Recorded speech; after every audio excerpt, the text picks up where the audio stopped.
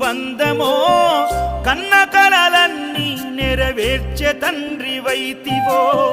రెప్పచాటు కన్నీళ్ళే కష్టాలను మోసెరో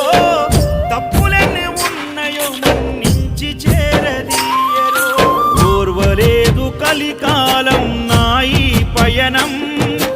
ఆపలేదు పలికిన నోరారా శరణం కాళ్ళు కాలిపోయినా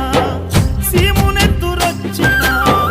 సల్లసెమటలు బట్టి సొమ్మసిల్లినా